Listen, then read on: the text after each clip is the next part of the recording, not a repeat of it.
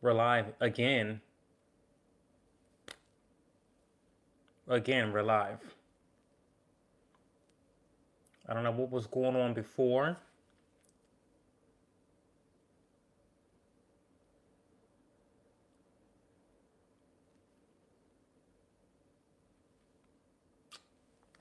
but we're back with a vengeance. Um, I'm still so upset about all of this acne on the forehead. Don't get me started. This month has been a little crazy in terms of the acne situation. Like we've been losing the battle, but we're winning the war. Because I still look good. Like I still look good even with acne. Let's talk about that for a second.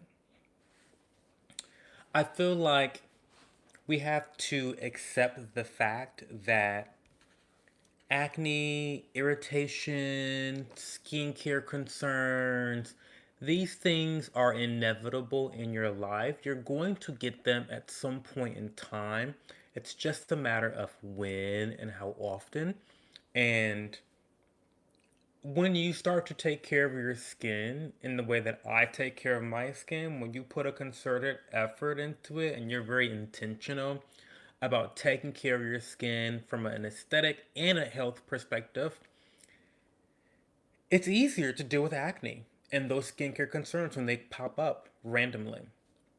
It's easy to deal with because you don't look like a crater face. It's like, sure, I've got some like aliens are taking over parts of my face in that section, but the rest of the face is giving.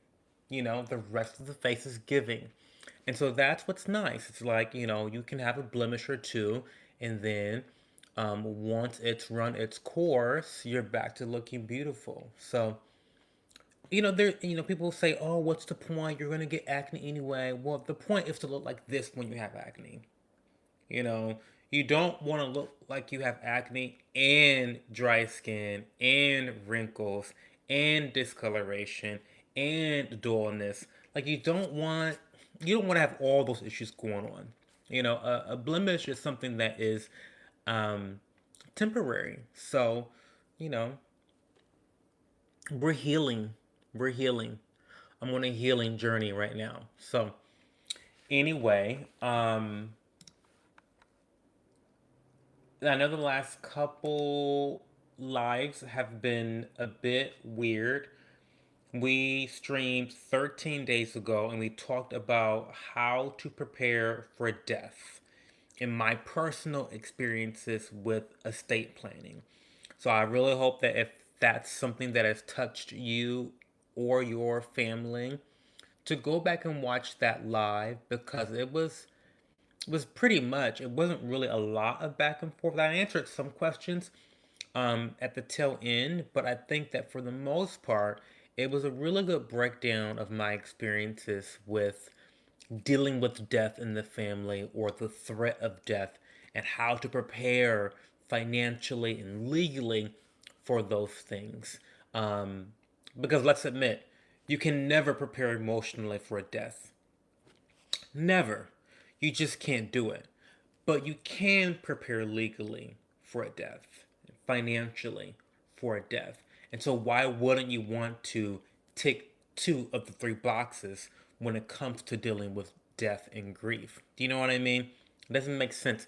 To me, it doesn't make sense for anyone to go living life without knowing about the wills and the estate planning of your most cherished people in life. So, anyway, that's the last live. Go check that out if you're interested. Um, Last week I did not go live because I was sick as a dog. Okay, I was sick as a dog. Listen, I've been sick before, but that cold, it came fast and it came hard. Okay, it was it was out of nowhere. Like I was totally okay 1 second, and then I was totally sick the next second. I don't think it was COVID. I mean, it could have been COVID. Who knows? I mean, who cares about COVID these days? But yeah, I don't think it was COVID. I don't ever get tested or anything like that. But um, it was fast. It was hard. It came. It left, and I survived stronger than before. They hate to see Cho win, trying to keep me down, but they didn't keep me down long. Just the weekend. I was sick Friday, and then I think I started to feel completely better um, Tuesday. So it was a long, let's call it a long weekend. It was a long weekend that I was sick. Um, this weekend, guys, I got a lot going on this weekend. I thought for a second that I was going to be doing this stream. Let me get a better angle. Yeah. I thought I was going to be doing this stream from Toledo. I'm grateful that I'm here where I'm comfortable with my lighting and whatnot, where I'm in my office and I can do the live here with you guys. But my plan was to be in Toledo because I'm meeting with one of my besties from college tomorrow on Sunday in Ann Arbor, Michigan.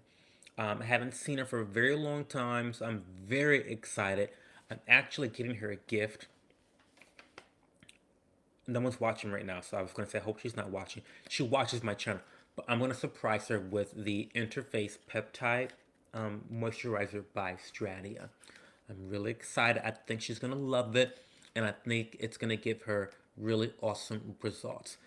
Not that her skin is in bad shape, because her skin looks pretty flawless, generally speaking. But this is going to really help to repair any damage she goes through. She's one of those outdoorsy types where she's always outside. She's always climbing some fucking mountain. She's one of those people. She loves to climb a mountain, and so I think that that will really help to maintain her youthfulness because she has a pretty youthful appearance despite being my age as well. Um, we're in our 30s. Okay, keep that on the DL. But I mean, she looks great for her age. Um, so we're gonna be in Ann Arbor.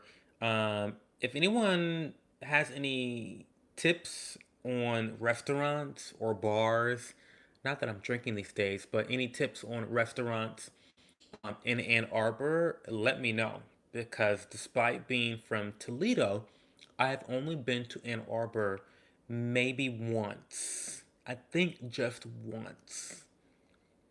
And I want to say it was a hookup. Don't even ask me. I mean, you can because this is Q&A session with Cho live, so you can ask me any questions you want.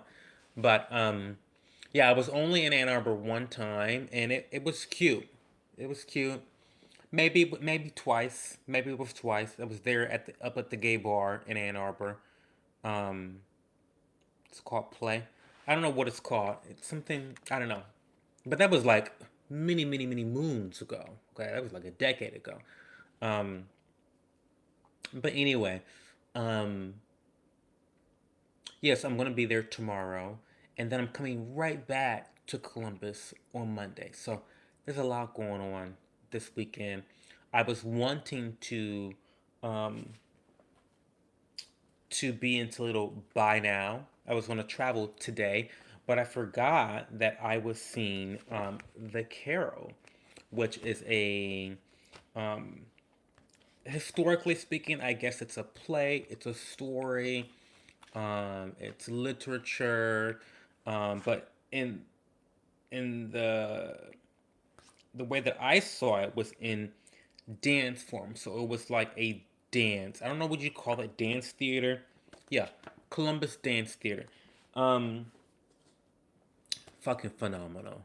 So basically, the way it happens is they kind of like tell the story through dance and music. Phenomenal, phenomenal job. Very artistic. I am social media acquaintances with the lead act in that play. Is it a play?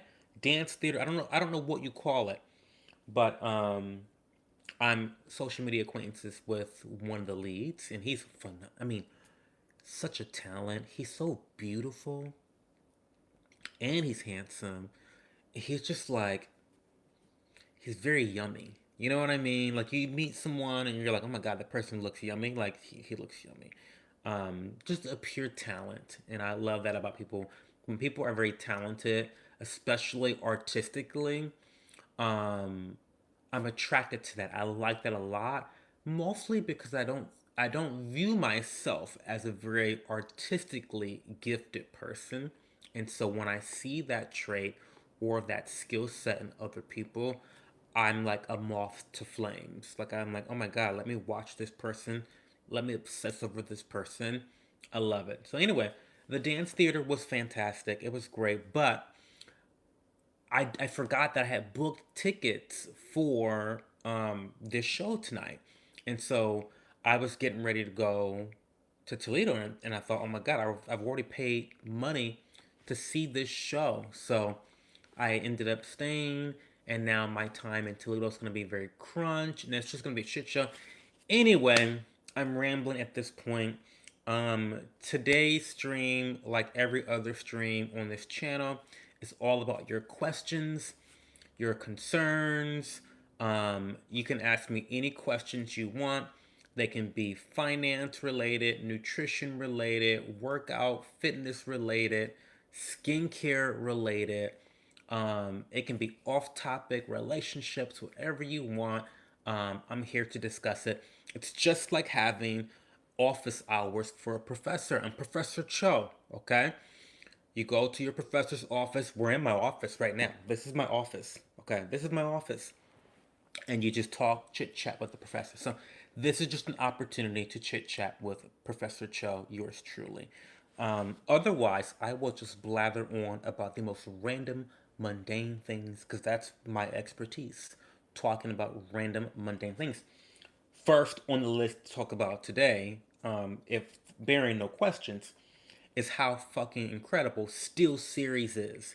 Steelseries, for those that don't know, is a um, a gaming peripherals type of technology company. They produce products relating to gaming, PC hardware, things like headphones, mice, gaming mice, keyboards, headsets. They produce a lot of that type of materials for consumers. I'm actually a SteelSeries fanboy. Okay, I have their mice, which I am obsessed with. Um, I think it has 9 buttons. I think this is a 9 button mouse. One, two, three, four, five, six, seven. No, just seven. Seven. Okay, so this is a 7 button mouse. I do have the this is the Rival 650, by the way. Um, I do have the Rival. Is it 400? Which is their MOBA gaming mouse, which has like 15 buttons. But you kind of can have different mice for different gaming experience. If you're just playing like an FPS first person shooter, then something like the 650 or the 600 is going to suffice. But if you're playing something a little bit more heavy on mechanical um, libraries, such as an MMO where you've got 15 different skills, and you got like 10 sidebar skills, then you may want to use a mouse with more buttons, especially if you don't want to rely heavily on your keyboard. Now, in terms of SteelSeries, of course, I've got the SteelSeries keyboard as well, which I absolutely love. Um, you can kind of see it. Yeah, I'm not gonna like put my office into display for you guys. But um, I have the keyboard, mechanical keyboard, full size. I love a full size keyboard. It's nice. And the reason I'm bringing this up is because I had a situation recently where my look, this is gonna be embarrassing, but I don't care because I'm authentic. I don't care. Look at my headphones. This is what happened. This is what happened.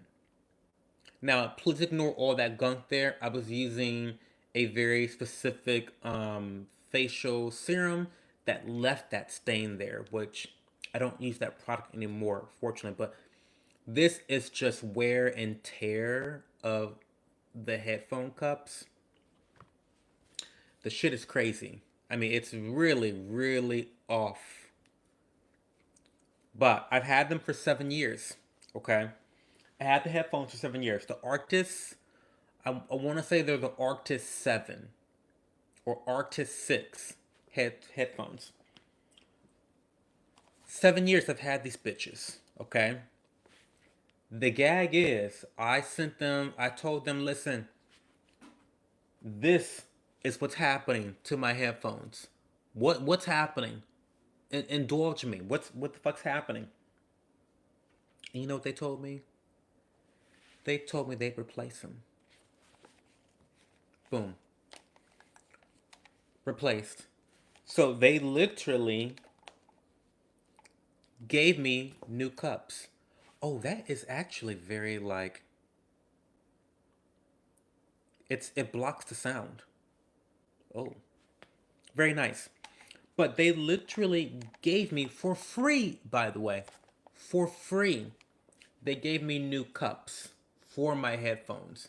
Mind you, I bought this 7 years ago. Remember, 7 years ago I bought this. And they're just now wearing out. The headsets still work.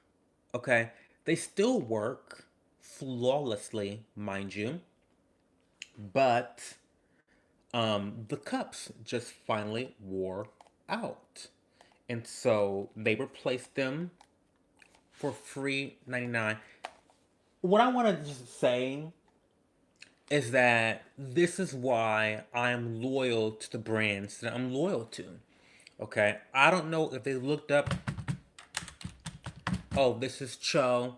He buys a lot of shit from us.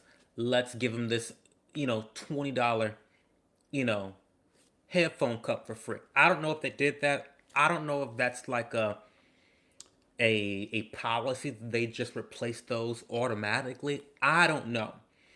But what I will say is that I appreciate the fact that they didn't say, oh, just here's the link to buy a new pair. There you go. It's been 7 years. They didn't say, oh, your headsets have been out of warranty. Go buy the headsets. We can replace them for 20 bucks. No, they said, oh no, we'll take care of it, y'all. Don't you worry about it. Here's your coupon to go repurchase a new set, and it'll be right to you. And that was that. And it's like that type of customer service is what keeps me talking about the brand and saying, hey, they're the best. Especially when it comes to keyboards and headsets, I feel like they are the best. Now, I've heard that Corsair is kind of, the G at mice. But because I have had such a wonderful experience with Steelseries, I want to continue to give them money because I know that if I have issues, their customer service is gonna come through. So I just really wanted to shout out Steelseries for a second here in tonight's stream and just let everyone know how much I love them as a brand.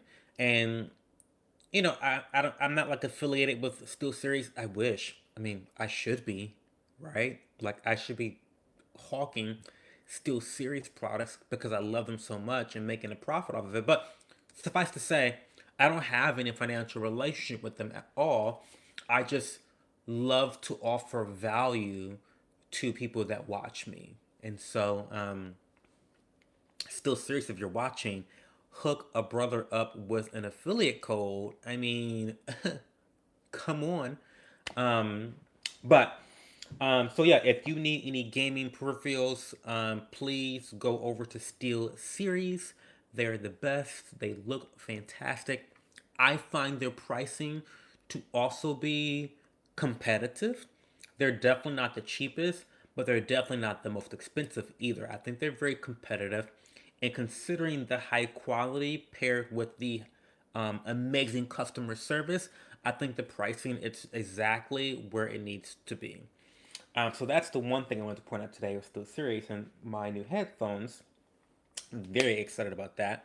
Um, I'm very excited for 2020. Wait, is there going to be another stream before 2024?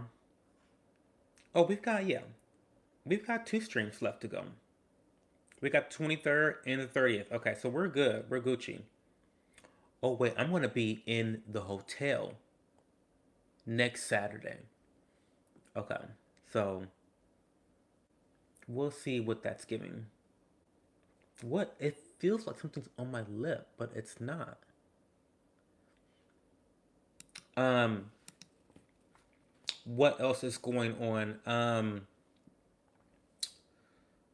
What else can I say? Oh, the other thing on the docket for tonight, if bearing there are no questions for me, it's this whole drama I've got with the dermatologists, the Dermfluencers. I posted a video um, on Instagram and TikTok and YouTube and Twitter. So like I'm really dragging it. I posted a video talking about how I'm just sick and tired of dermatologist influencers. I've had it. I've honestly, truly, I've had it with dermfluencers. I think that they are the most pernicious type of influencers there are in the skincare world. I think that no shade to Hiram, but let's just assume that I can't even can I think. Oh, you know who I can think of? Cassandra Bankston, because I don't like her. Imagine a Cassandra Bankston, but with a medical degree. It's 10 times worse because Cassandra Bankston, who I find to be very unethical, um, in my opinion, of course, in my opinion, I find her to be highly unethical as an influencer. I have confronted her multiple times. I have seen her be confronted by her own viewers multiple times. I have seen a friend of mine, colleagues of mine, confront her multiple times, and she just refuses to properly disclose her advertisements on Instagram. She just fucking refuses to do it like she's above it or something. It's incredible to me. And then the gaslighting of it all. The gaslighting of it all when you confront her about, hey sis, hey sister, hey Cassandra, hey Cass.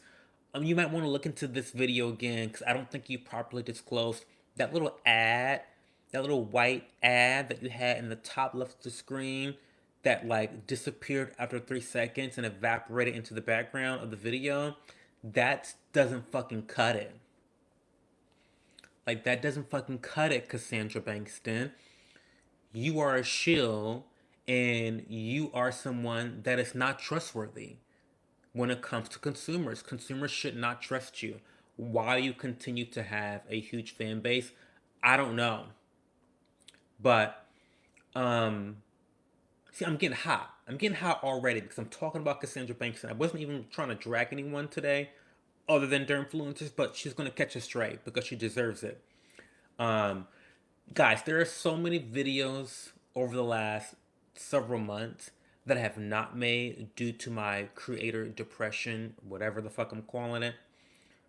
But I'm sitting on so much tea, so many receipts, so much shit that so many people that I should have clocked months ago. And Cassandra Bankston's just one of them, okay?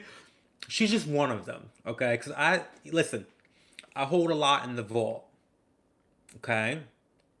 I may not report on stuff.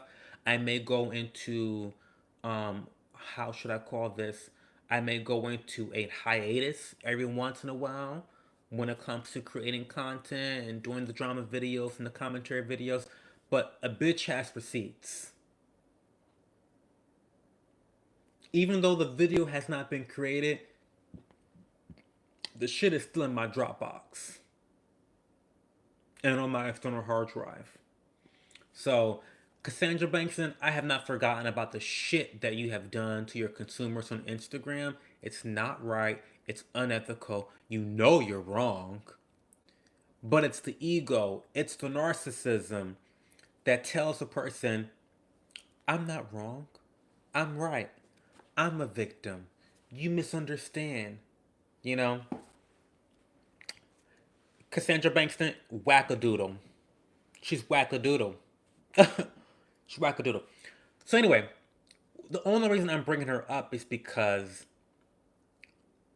even more pernicious than these untrustworthy influencers like Cassandra Bankston are the untrustworthy influencers that happen to have doctorate degrees. They're worse.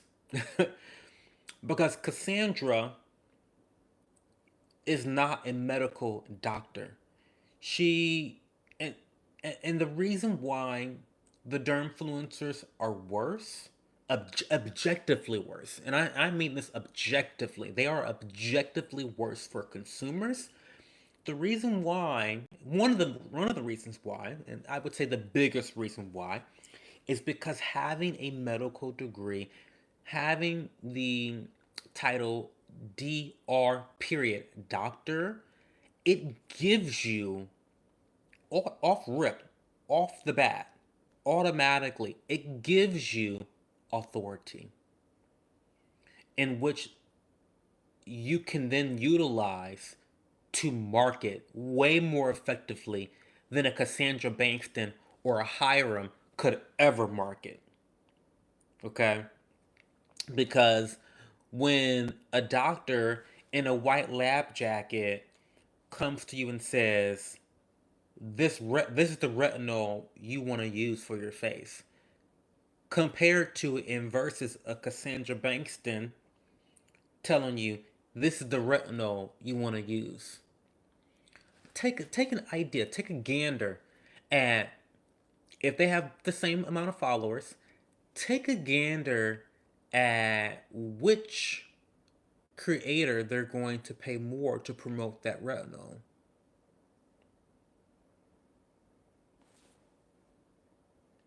They're going to pay the doctor. Okay? They're going to pay the doctor because brands are not stupid. They know that medical professionals carry with their degrees a sense of authority when they use their speech, when they communicate on public platforms.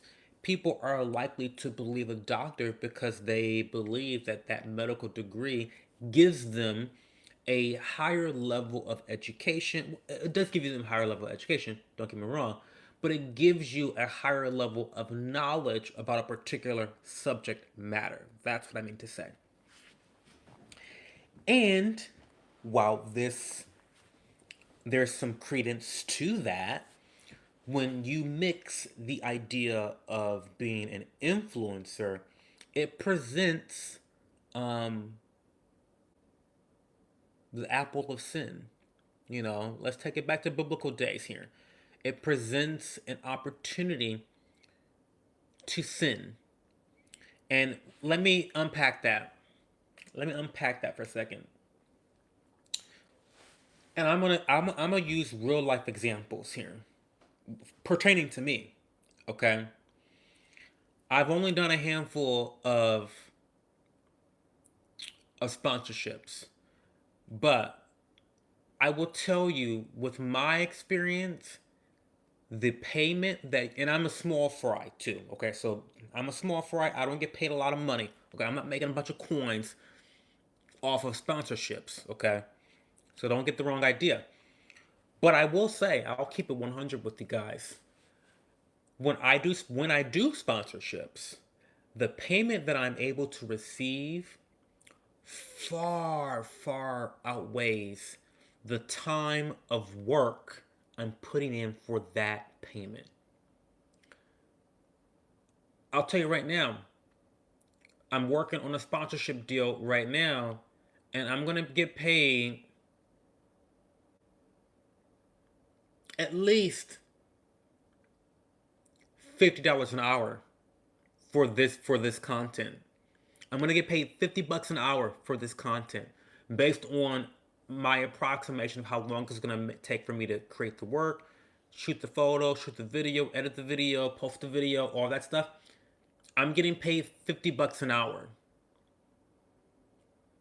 It's insane. So the opportunity for making a lot of money for very little work in the realm of sponsorships is very high. And so if someone comes to you, and everybody has a price, play this game at home. If somebody comes to you and says, hey, so and so, I need you to post on your social media how much you love this lip balm, and I'll pay you X amount of dollars. Regardless of whether you've ever used the product or not, or believe in the product or not, how much money would it take for you to post on social media?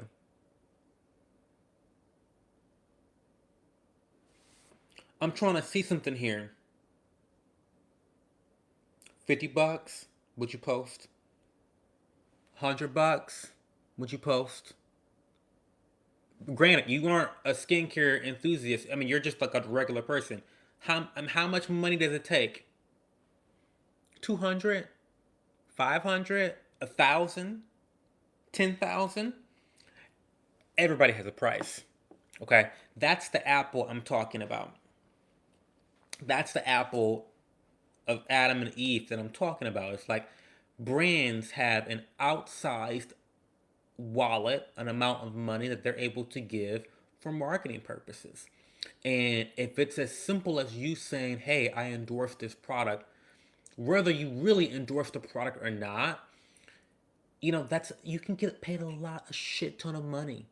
And so doctors are looking at these opportunities as a way to get over the massive fucking debt that they're all in, because they're all in a lot of debt. Okay, they're looking at ways to get out of the hole, the financial hole they put them fucking selves in. Meanwhile, they also tend to, and this is just me ripping on derms and doctors right now. Listen, if this message touches your soul, I'm talking about you. If it doesn't, I'm not talking about you. If you're a doctor that is debt free, that doesn't live above its means, then I'm not talking about you. Okay? Oh, hey guy. Hey Nee. Nuke. I can't. How do you pronounce your name? How do you pronounce your name? Thank you for being a supporter. I really appreciate you.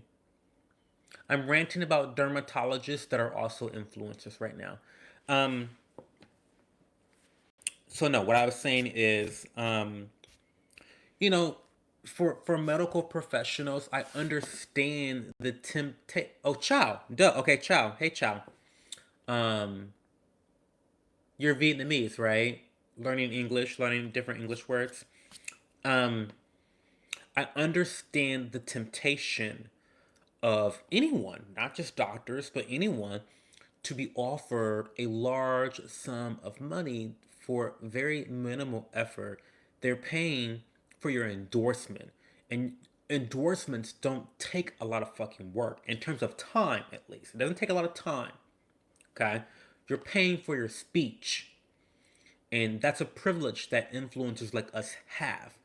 And I find that it's just simply disheartening when that privilege is abused. Um, it's abused, and it's at the expense of consumers, because they're the ones that lose the most when it comes to illegal endorsements. Um, how much salary do I make in a day? I don't discuss how much money I make publicly, but I do discuss how much I make on my Patreon. So if you are interested in how much money I've made or how much I get paid for sponsorships or affiliate sales, I do talk about that type of stuff on my Patreon. So you can go, hey Mira, I'm just bitching about influencers right now, and Cassandra Bankston, and Dermfluencers, and all this stuff. Um, yeah, so I don't talk about how much money I make in a day, but the point I'm trying to make is that in the few sponsorship, I've done less than five paid sponsorships in my entire life. Other than that, I usually just do affiliate marketing. Um, but in the few sponsorships I've done, I have been paid an incredible amount of money for a little amount of time given on my part. And so all I want to communicate to people is that when people get paid for sponsorships, if they're negotiating well, and I don't even think I'm an aggressive negotiator, like I think I've undersold myself many times because the brands that I get sponsorships from are brands that I love and that I want to have a relationship with forever. And so it's not per se about like the money, it's about like establishing that trusting relationship. So suffice to say, I'm just being transparent by telling you guys, if it's like a secret or not, that the girls are getting paid a lot of fucking money with these sponsorships. Okay? Okay? They're getting paid a lot of money with these sponsorships. And I understand why it is such a temptation. Look at like that's where the Adam and Eve apple. It's a temptation because you have the potential to get paid a lot of money for very little time investment. They're paying for your speech, they're paying for your endorsement. That doesn't take a lot of fucking work. Okay? A couple hours to shoot a video, couple hours to edit the video. I mean, 30 minutes to post the video and market it on your social media channels. And then people and the girls are getting paid thousands of dollars for this stuff. Listen, I'm just saying, I understand the temptation. And then with medical professionals that have all this debt, it's like, of course, like, I could endorse this product despite me liking it or not, despite it being efficacious or not, and start to eliminate and chip away at my debt. I get it. I get it. Um, what are we ranting about? I've just been ranting about the video that I posted that has been kind of making its rounds around the community. Content creators make way less than people think. Unless you're massive, then they make way more good point. Mira says, content creators make way less than people think.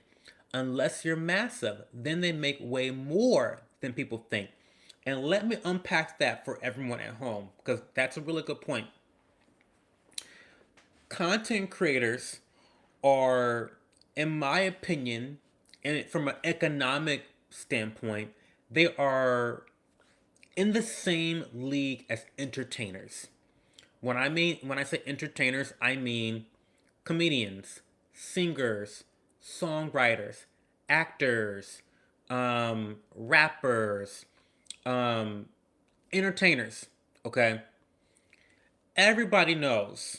I would hope everyone knows that there is a handful of the Hollywood elite that are treated like kings and queens, and they do little work. They get paid exorbitant amount of money.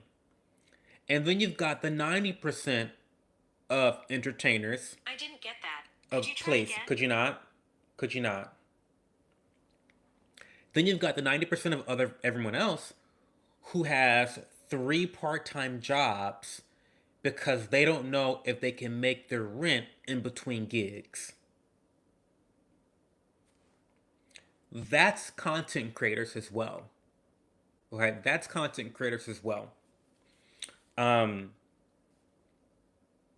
it's just one of those. It's one of those jobs where there's very little barrier to entry because anyone can get onto social media. Everyone has you know, a smartphone at this point, and smartphones are also very capable at delivering decent audio at least, and decent video quality at least, if not better. And so the barrier to entry to becoming an influencer is very minimal. Like the gates are fucking wide open. But the ability to make significant sums of money is not very high compared to the people that are in the business.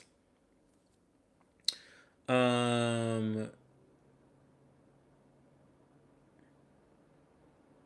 I didn't know that, Chow. Have ever have you ever have a donate? What do you mean donate? Um, so yeah, it's interesting. And all I want to say is that people should really think about the financial incentives at play when following your favorite creators. On one hand, everyone has a financial incentive on some level, and that's okay, and that's natural, and that's not immoral. Um, and on another hand, I also believe that if you don't trust what someone is saying, you really shouldn't be following that person for any advice. Because if you don't trust them when they do sponsored ads, then how can you trust them when they just say things that aren't sponsored? Do you know what I mean? Like there's kind of like a, you know, um, vote with your eyeballs, vote with your follows. Like if you don't trust someone, don't follow them.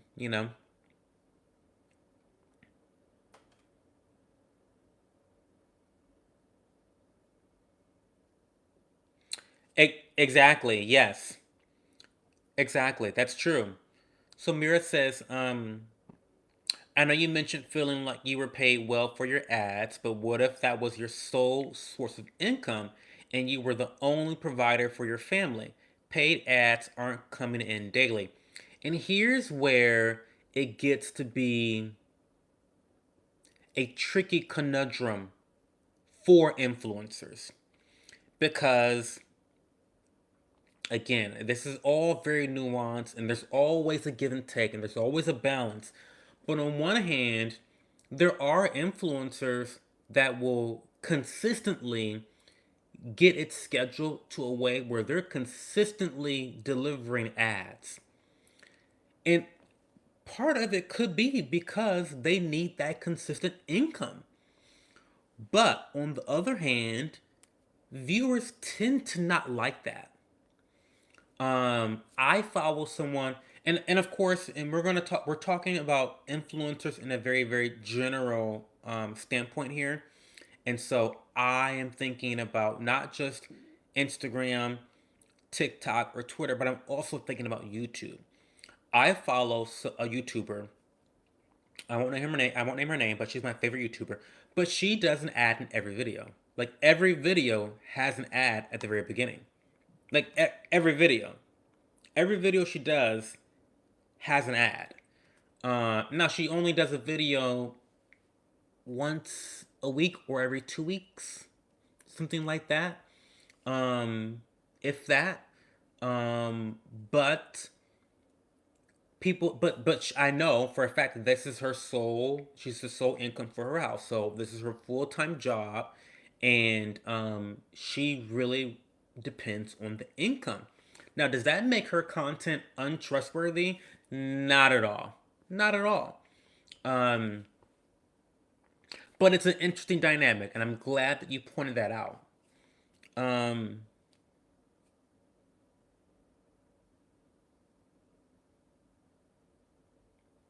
yeah. Yep. For smaller people, for smaller creators, which make up the vast majority of creators in general, um, you are not getting those paid opportunities daily. So it's usually not a livable income if you want to do it full time. It's very true. It is the harsh reality. Um, it is the harsh reality. Um, it's an interesting dynamic. Very interesting dynamic. Um, I think there's a shift. The second an influencer starts doing it full time, for a reason. It's a business and you need income to come in. But skincare is unique in that people pretend it's not. You know, as much as I am an advocate for consumers, and you know, I say that because I am first and foremost a consumer myself, before a creator, before an influencer, I'm a consumer, okay? But I think that, like you're hinting at, consumers have to also understand that for the influencers that are doing this as a full time gig or attempting to do it as a full time gig, that it is a business. It is something that has to create profit. And I think don't like people don't like hearing this, but every business, in order to be a business, it's part of the definition. You have to make profit. You have to make profit. And if you aren't making profit, you aren't a business for long. Okay? Um, you might call that a nonprofit, but you're not a business. So, that goes for influencers as well. Um,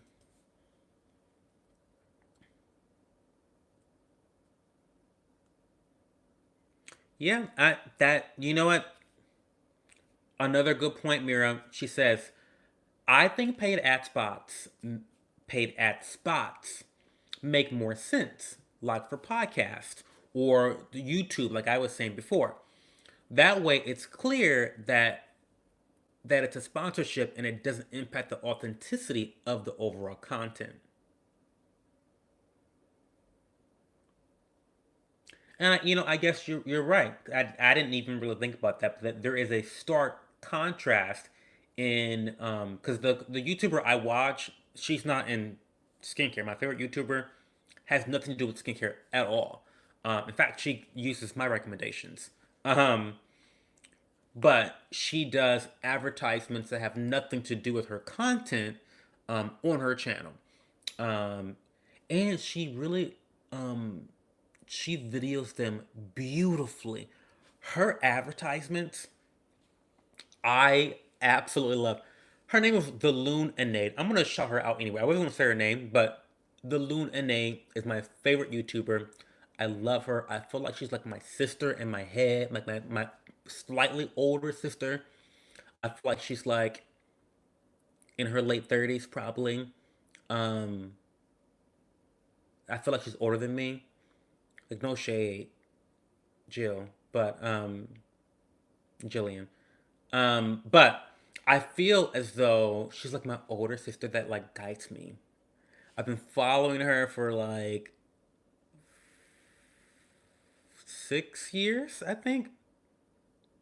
Has it been 6 years? And she's just such a lovely spirit in and out. But yeah, her advertisements on her channel are superb. They are engaging. They are beautifully filmed. The music is perfect. I mean, she's very authentic about what she likes, what she doesn't like. She gives critical feedback to the product she's talking about. She's just wonderful. Um, we all hope to do something we love, but just own that. Yeah, you just gotta own it. You just gotta own it. Listen, I think that when you own your truth, when you own your intentions, nobody can ever clock you and make you feel bad or make you look stupid. When you're authentic, when you're truly authentic, no one can ever really do you harm. They can attempt to, but in terms of like your own personal psyche, no one can make Cho feel bad because Cho owns his shit. You know? You can definitely make ad spots creative or funny tool versus trying to pretend they're part of your authentic content, which is my issue with skincare ads. Yes. Yes.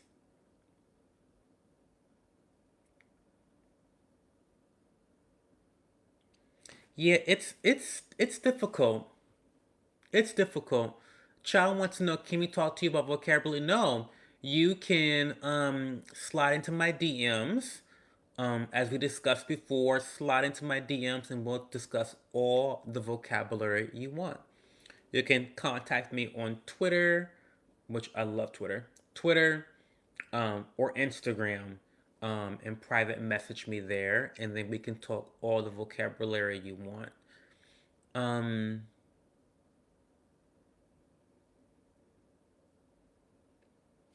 yeah, it's the pretending. People need to stop pretending. That's the problem. The pretending part. You know, it's unfortunate. But really, that's all I've got. Guys, 2024 is going to be a different ball game for me. I'm really going to endeavor to get back into YouTube and get over my creator depression. Like I said, I'm sitting on so much tea. I have so many videos that I plan to do, videos on Dr. Lee, videos on Cassandra Bankston, videos on Hiram. I got so many people that I've been wanting to clock, different businesses that have been out of fucking pocket.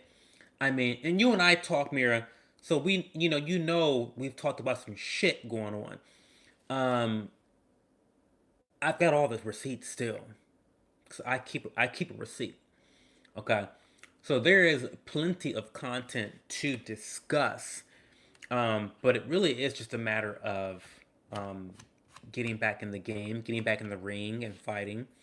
And yeah, that's what's going on there. Side note, but I want to hear a rant about the I'm a medical esthetician, I'm a nursing student, I'm a derm intro. Oh my god, it's so annoying. It's annoying. People who start off their videos like that, they are attempting to take advantage of exactly what I was talking about earlier, which is that whole idea of implied authority, that their title gives them or implies that they hold a certain amount of authority about a specific category of content that they're getting ready to deliver to you any second now, starting right now. It's such a disingenuous way to start a video, because again, if you start off by saying, um, "My name is Cho.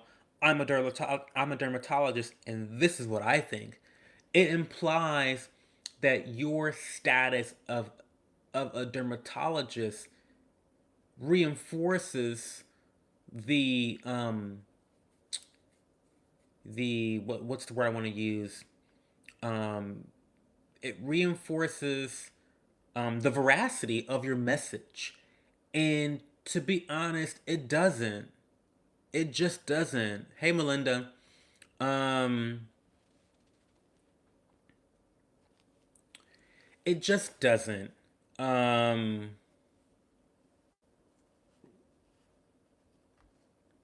it's just, it's annoying.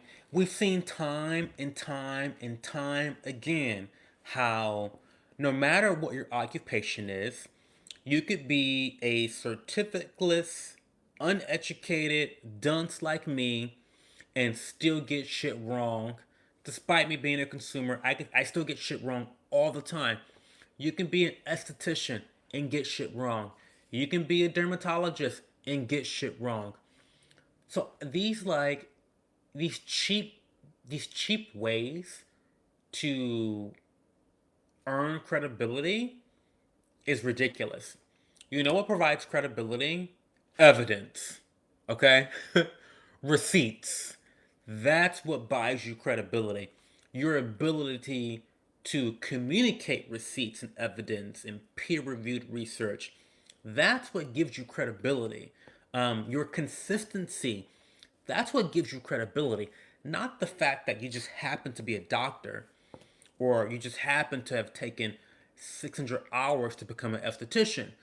I'm sorry, no shade, but it's like those things don't automatically give you credibility. They just don't. And it's exhausting to see this parlor trick consistently being used to manipulate and bully consumers into believing them, um, you know, for no reason at all. I don't know. It's just it's too much. It'll show. It'll show. It will show, Mira. Like your knowledge speaks for itself through the content itself. Um, Not you saying. It's kind of like saying, "Trust me." You know. Okay, because you say so. Okay, okay. Let me just trust you. Let me just trust you now. You know. So, Melinda, we're talking about a general issue. We're not talking about any specific dermatologists yet. Okay. But I've got my sights set on a couple in the new year. Okay. I got my sights set on a couple. Because I got some receipts over here of shit that I've saved. I've got a file. Don't worry, guys. I've got a file.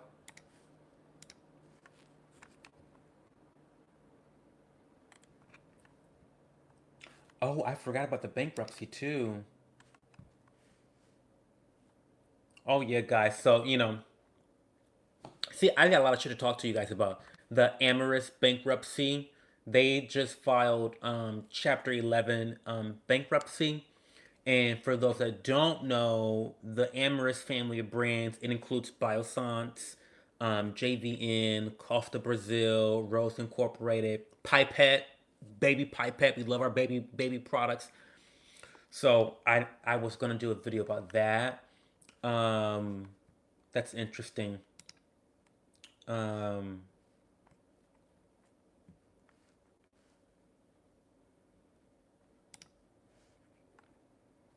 yeah, here we go. Mm. Derm Guru, Shireen Idris, Dr. Lee. Yeah, I got some shit to talk about with these Dermfluencers. Yeah, I got some shit to talk about. I'm getting ahead of myself. Um,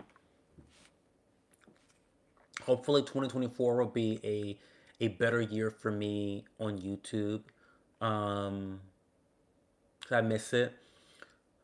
And I'll just be a little I'll be a little what's the word? I'll be a little raw here.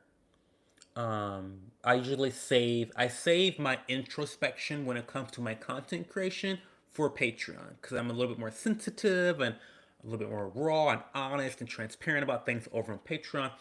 But there are specific reasons why I went into my hiatus and my creator depression, and it kind of was revolving all around the Dermastar scandal. And I was covering that scandal, and I had a video like kind of blow up talking about that scandal. And then I did a lot of work, a lot of research, and I'm talking about like multiple days worth of research and evidence and like talking to people behind the scenes. I even got in contact with like the esthetician that got that whole scandal fucking kicked off. I got in contact with the esthetician who is the reason for this scandal. Anyway, um, but anyway, suffice to say, I did all this work, and I did the part two video, and it flopped, and that was just like gut wrenching. Like, oh my god, like how could I do all this work and no one watched the fucking video? When just 2 seconds ago you guys were like all hype about this scandal, but you don't want to see the part two. Like it was just like it sent me into a tailspin of creator depression. Um, Let me go back. If I ever start my content with "I'm a nursing student" or put it in my bio, you better set me straight. I will set you straight, Mira. Now, okay, but before I say that, and I will set you straight, I don't think there's anything wrong with discussing it. There is a way to tie in your profession with your content without using it as an easy cash grab for credibility. There is a way to do it. You know, um, talking about your experiences as a nursing student, talking about your experiences as a dermatologist. Maybe you recommend certain products to your patients. Maybe you had a patient that used this product, and story. It's all about the storytelling, really. But I think when they use it as an introduction, as a cash grab for that credibility, I think that's when it becomes a little bit like, that's cheap, that's whack, loser. Like, that's when it becomes that. Do you know what I mean? And I don't think you would do it in that way, nor would you ever intend for it to come off that way. Um, and furthermore, I know that you're actually a bad bitch, Mira. Like, you know your shit. So, like, even if you did do that, like, I know better. um, Thoughts on Kaiser X Korean skincare brand. So, I'll tell you my thoughts. Kit, welcome, by the way. Limited thoughts. I have never tried Kaiser X as a brand ever. What I will say is that I'm really happy and elated that Kaiser X is one of those brands that has helped to usher in K beauty as a culturally significant trend in the US markets. I think that they have done a wonderful job at injecting themselves and centering themselves at the stir crazy that is K beauty in the US. I think that there is, regardless of whether the products are good or bad, there is some testament to the fact that there's a frenzy and a popularity and a cult following behind the brand. And the last time I checked, the price points were competitive. They weren't like dirt cheap, but I don't remember them being very expensive or out of touch. And so those are my limited thoughts on Kaiser X. I think that they're a decent. They're probably. And I'm not saying this with any experience. I'm saying it from just looking at the numbers. Okay, I think that they're probably a decent introduction to Korean beauty, in terms of skincare. And I think that they have a competitive price point as well. So that's my opinion. I can't give you anything else because I've never tried the brand personally. Are you really famous? I'm not. I'm not famous, child. Nor do I ever want to be famous. Okay, so clock this. There's a difference between um, being famous and being successful. I would love to be a successful content creator on YouTube and Instagram and blogging, and make a living and do all that good shit. That'd be nice. But I would never want to be famous because I'm actually a very private person. I know no one believes me when I say that, but those that know me in real life, those that have known me for a very long time, they know I'm very private, and that there's like whole spheres of my life that I don't talk about online in any capacity. And so when you're famous, your control over privacy, for better or worse, and I think for worse, is more out of your control. It's more out of your hands. And that makes me feel very uncomfortable at the possibility that I would not be able to control my own privacy. So I'm not famous, nor do I ever want to be famous. So, yeah. You're right, Mira. You're right. You say plenty of people probably would have loved to watch it, just didn't see it in their feed. And and that's the thing about content creation in general, is that there are a million and one variables. Literally, there's a million and one variables that will decide whether your content is successful or not. And your skill is just one of the million variables. What time did you post it? What the thumbnail look like? You know, is that topic trending at the time? There's just so many variables, and like it's nonsensical. And that roller coaster is what really can make content creating a emotional roller coaster. So I mean, you're right. You're right.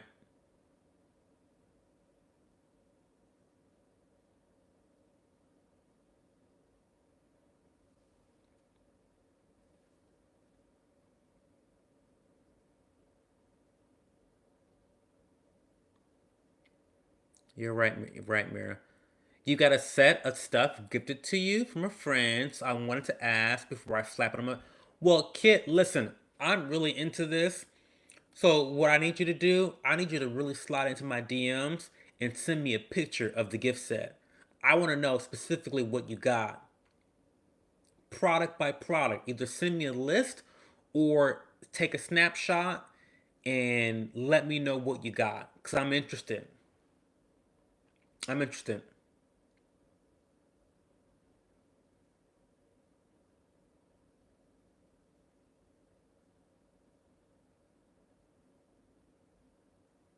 Wow, Mira.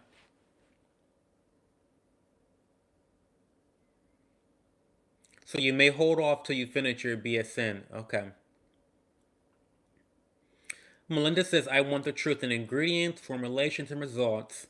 Mira is the first person who brought skincare to me, and thank God. Thank God for Mira. We love Mira in this house. Yep, you can have the best video, and it depends with timing, hook, algorithm.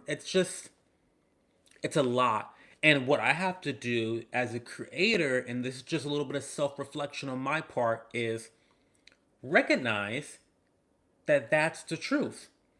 I just got done bitching and complaining about how there's a million different variables that can lead to success. So, why are you taking it so personal? Why are you internalizing when a video fails? I shouldn't really be internalizing failure in that way, because that's nonsensical to internalize it. I know my worth. Well, I should know my worth by now.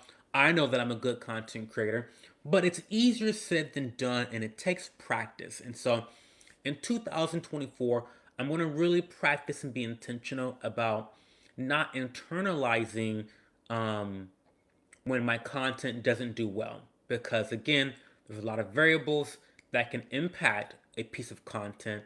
And it's not always something you did, sometimes it's not your fault.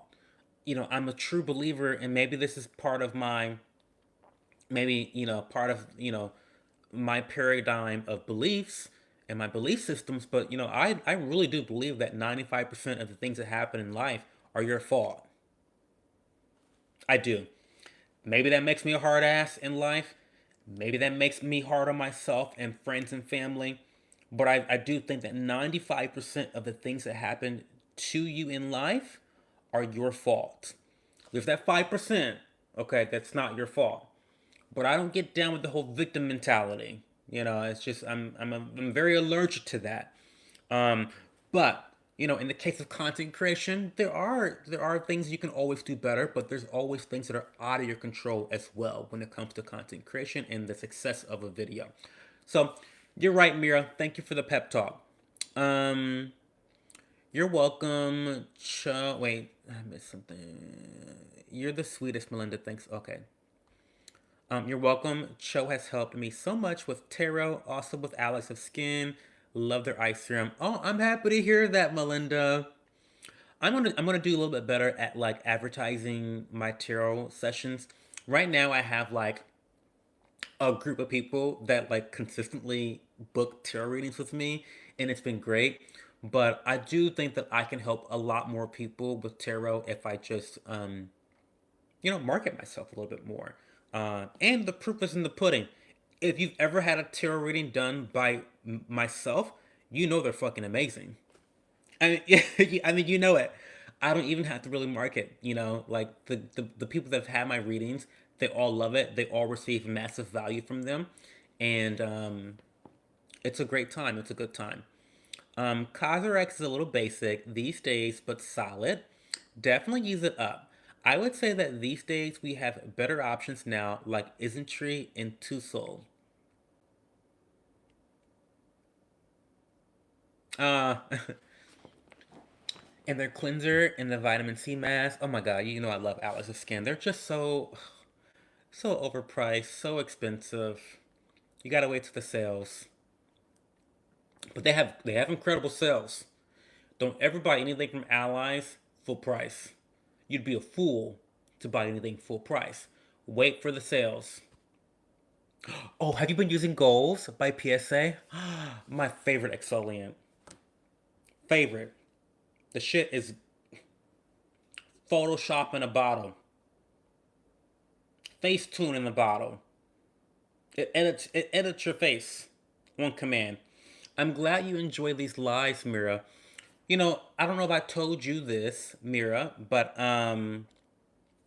you ordered it for Elisa. Oh, that's good. I'm sure she's gonna love it. Go PSA in general is literally the most underrated skincare brand ever. I think that Allies of Skin, I'm gonna drag them a little bit here, even though I love them. They're my favorite brand. They don't really put enough marketing budget into PSA. They don't, in my opinion. And I'm sure that the logistics is very wonky because they're both under the same house and they don't have separate websites. It's just really wonky of a relationship having two separate brands, but they don't really leverage how incredible PSA is. Um, and maybe because they make a way larger margin on allies of skin. I don't know. But I feel like they have wasted a little bit of an opportunity because if I had to only pick one between allies of skin and PSA every day, all day. Every time. Every time. People forget too that I got hooked to Allies of Skin by first purchasing PSA. I was buying all the PSA products first, and then I asked to become an affiliate of PSA, and they were like, "Oh yeah, you can become an affiliate of PSA and Allies of Skin." I was like, "Oh my god, what? Really? Me, Allies of Skin affiliate?" That was never the intentions, by the way, to work with Allies of Skin. I was only going to work with PSA. And then they started gifting me their products from the more expensive brand, and then that's how they fucking got me. Because then I started buying. It was a plot and a scheme by Alice's Skin, a plot and a scheme. They started gifting me their products. Then I started buying their products. Um, but I mean, it's the same products, guys. They're the same formulations. So I think that PSA is a great starting point. They're not cheap. They're still an expensive brand, a mid tier. They're like Paula's Choice type prices. Um, but like, anyway, let me catch up. Um, so yeah, Mira, I love these lives too because I don't I don't know if I told you this, but I got my start in content creation over on Twitch. And so live content is actually where I thrive the most. It's where I have the most natural um energy per se. And so I love these lives. I love just like running my mouth and talking to people. I'm very off the cuff too, and I think it's just very relatable. Obviously, on YouTube, that doesn't translate as much because I'm delivering information, and I really and also my videos on YouTube are chock full of allegations, and so I'm not trying to get fucking sued. So I do have to be very intentional and more polished and more put together.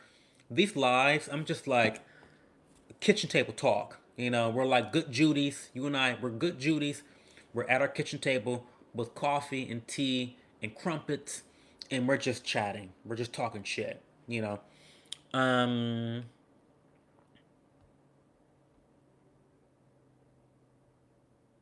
Polish skincare. Polish. Oh yeah, PSA reset. It's so good. The cleanser. Oh, it's like my Cleopatra. It's like Cleopatra um bathing in a bath of honey and milk while you're being fed grapes by shirtless men. That's what it's giving. Reset cleanser to me. That's the sensorial experience I get from that cleanser. I hate the fact that the cap is on the bottom, and I'm gonna drag them every time I can. Allies of skin people, get your shit together, okay? I need you to change the packaging on both of your cleansers. Having the cap on the bottom makes no sense. Like in no parallel universe does a person want the cap on the bottom. Because what that means is that you have to unscrew it, you pour it into the palm of your hand. Now, how the fuck do you think I'm going to take the cap and put it back on? I've got to put the cap in the hand with the cleanser in the hand, and it's just too much. Give us a pump bottle. Give us a pump bottle. Your products are too fucking expensive to have issues like that. I'm sorry. I just like that gives me the ick. When I'm paying an arm and a leg and selling my kidney on the black market for a serum, I mean for a cleanser, if I'm doing all that for this cleanser and I'm not even in the right tax bracket to be buying this cleanser. And you give it to me in a fucking pump bottle. Okay. So, um yeah, sorry guys. Sorry, I had to get that out. It is my favorite cleanser. It is. But I feel like I just take so much abuse from this brand because with the packaging, like even sorry, I gotta drag. Alex is my favorite, but I gotta drag them when I gotta drag them. Okay, let's talk about another packaging fail. Let's talk about another packaging fail. Okay, what is this? What is this?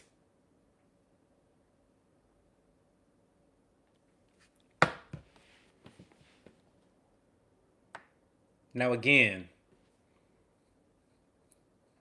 I don't have an arm. I don't have a leg. I sold my kidney. I'm in the wrong tax bracket. And I'm still paying $25. Well, $21 with my code.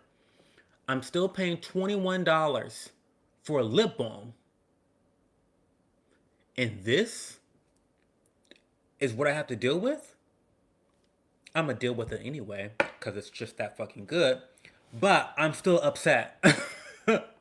I'm still upset though because there's no reason why luxury products should have packaging fails like that. I'm sorry. I'm sorry. There's no excuse. But the shit works. And it works very well. So I guess I'm Boo Boo the Fool because I'm gonna buy the shit regardless.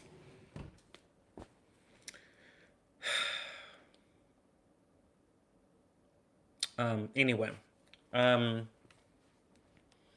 any sorry. Sorry guys, I'm sorry. I'm being a drama queen. I'm sorry. Um I had to get that off my chest though because again I love the reset cleanser. I even love the cream cleanser. I even love that one surprisingly. I like it a lot. I still think I would prefer the Stratia cream cleanser just because cream cleansers are still not my favorite sensorial experience. And so the Allies of Skin one is really creamy, it's really nice, it's really nice. But I still would rather pay less money and get something that's really efficacious and also really nice sensorial experience. And like Stratia, their Velvet cleanser, it's just as good, really, but just cheaper. Um, so I still prefer that one to that cleanser. But again, like I just come on, guys, like we gotta get the packaging under control. Like, the packaging has to be giving like luxury functionality, because all the packaging looks good, but it has to give luxurious functionality as well. I don't know. Maybe that's just me. Um, any other questions, guys? I need to go. I'm not gonna be up multiple hours like I usually am, because I do have to wake up and go to Ann Arbor in the morning, and I have to pack. I still have to pack my bag. I'm really only gonna pack a book bag. Um, I love this book bag so much. I get so many compliments from this book bag. It's very rustic. It has 1,000,002 pockets, and a bitch loves a pocket. Okay, I love a pocket. Do you guys love a pocket? I love a pocket. Even the nonsensical pockets, like this one right here. This one is a nonsensical pocket, because what are you gonna put in there? What are you gonna put in there? A toothbrush? Maybe glasses. Glasses. But I would feel uncomfortable putting glasses there. I feel like this is somewhat of a high impact area of a book bag, and so I wouldn't want to put glasses in there. I wouldn't want to do that. But this is nonsensical to me. But I love it. I still love it. There's one, two, three, four, five, six, seven. There's 7 pockets. I mean, you can't get any better than that. And there's lots of pockets inside too. They don't even make this bag anymore. So I would try to pawn it off to you guys through affiliate sales, but they don't even make the shit anymore. Sorry. Vintage. It's vintage. Only I have it. So if there's no, do we have any specific questions for me? Because if we don't have any specific questions, I'm gonna go. I'm gonna end the stream. Um, Let me know, because I'll stay if we have questions. Um, if you if you have been to Ann Arbor, Michigan, let me know. I need recommendations on restaurants and places to go and to do things, because I haven't been in a long time. The last time I was in Ann Arbor, I just went to the gay club and that was it. There was a hookup situation. I don't know. I'm obsessed with leather. I get that maybe it's not ethical, but the animals are being killed anyway. Better use all the parts, and they hold up over time. Absolutely, I'm pro leather. Pro leather. Pro leather. Absolutely, we love leather in this house. And order all my bags custom on Etsy from leather shops. It smells good too. They last well, they look really good. I feel like leather also grows with the consumer. Do you know what I mean? It's like it can sometimes, take on different patterns, and it ages very well. I love leather. Yeah, okay, Melinda, that makes sense. Thank you.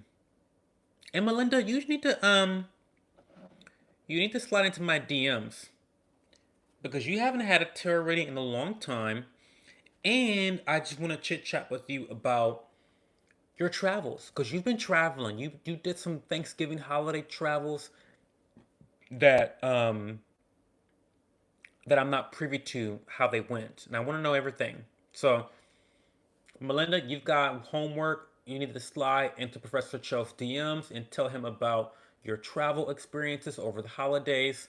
Um, how they were, what you did. I want to know all of that stuff. You know me. I'm a nosy person. I'm a really nosy person.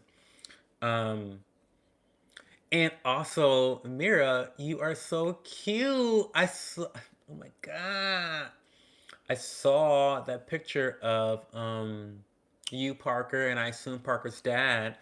So cute, so cute. Wow.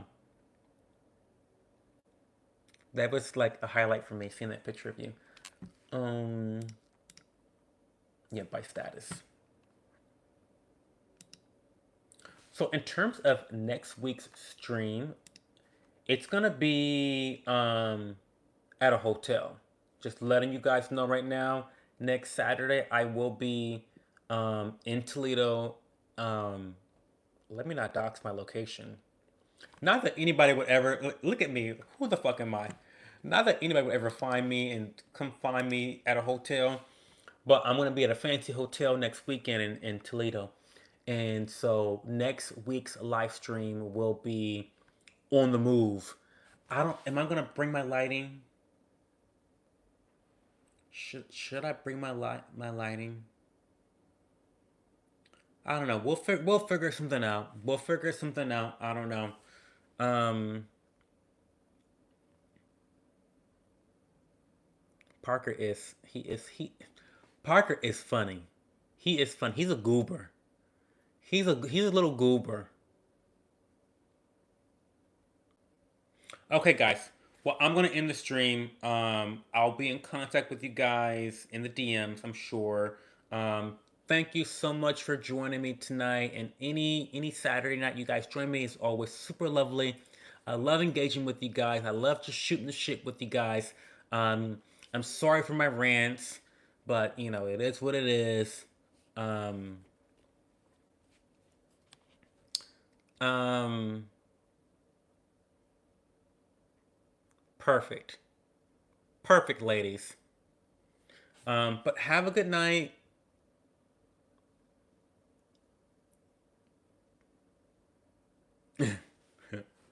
I will. Chat soon.